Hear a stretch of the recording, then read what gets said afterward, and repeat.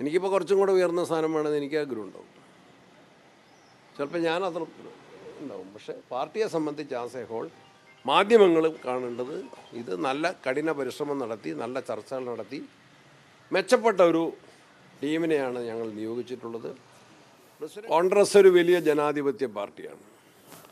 ആ പാർട്ടി കുറേ വർഷങ്ങൾക്ക് ശേഷം പാർട്ടിയുടെ ഒരു പുനഃസംഘടന വന്നപ്പോൾ 100% എല്ലാവർക്കും തൃപ്തിയുണ്ടെന്ന് ഞാൻ അവകാശപ്പെടുന്നില്ല. 100% തൃപ്തി. കോൺഗ്രസ്സിൽ സ്ഥാനങ്ങൾ ആഗ്രഹിച്ച നിരവധി പേരുണ്ട്.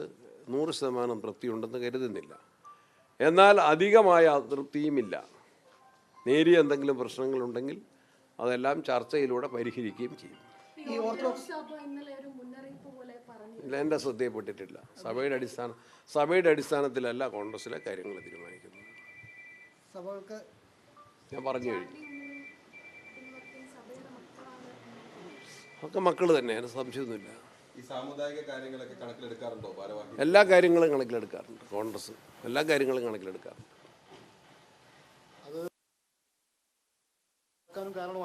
ഒരാൾക്കും അതൃപ്തിയില്ല.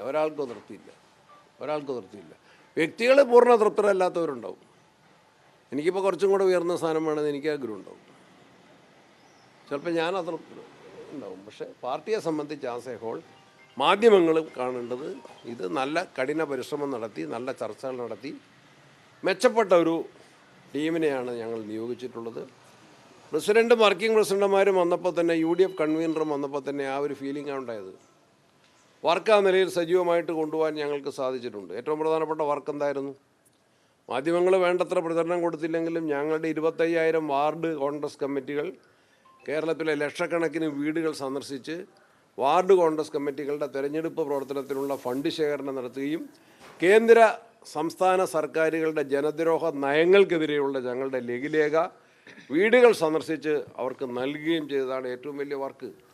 പിന്നെ എല്ലാ സമരങ്ങളും, ശബരിമല സമരം ഉൾപ്പെടെ എല്ലാ കാലിക പ്രശ്നങ്ങളും ഏറ്റെടുത്തുകൊണ്ട് കോൺഗ്രസും UDFും ശക്തമായ സമരമുഖത്താണ്. കോഴിക്കോട്ടെ കോൺഗ്രസ്സുകാർ വിശ്രമരഹിതമായിട്ട് ഈ പ്രദേശത്തെ ഭരണ സംവിധാനങ്ങളുടെ പീഡനങ്ങളെയും സഹിച്ച് മുന്നോട്ട് പോവുകയാണ്.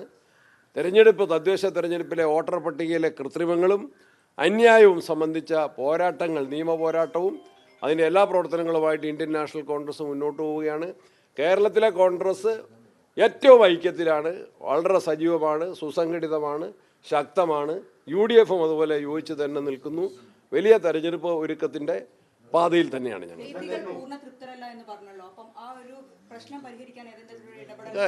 അതൊക്കെ പത്രക്കാരോട് പറയേണ്ടതല്ല. മറ്റൊരു കാര്യം, ഈ പള്ളുരുത്തി സെന്റ് റീത്താസ് സ്കൂളിലെ ശിരോവസ്ത്ര വിവാദം അത് നേരത്തെ തന്നെ പരിഹരിക്കുന്നതിൽ നമ്മുടെ UDF സംവിധാനം അടക്കം പിന്നോട്ട് പോയോ? അതൊക്കെ അവിടെ പ്രാദേശികമായിട്ട് പരിഹരിക്കാൻ അവിടുത്തെ ജനപ്രതിനിധികളും രാഷ്ട്രീയ നേതാക്കന്മാരും ശ്രമിച്ചിട്ടുണ്ടെന്നാണ് ഞാൻ മനസ്സിലാക്കുന്നത്. പരിഹരിച്ച വിഷയം വീണ്ടും വഷളാക്കാനാണ് ഗവൺമെന്റിന്റെ ഭാഗത്ത് നടപടി ഉണ്ടായത്.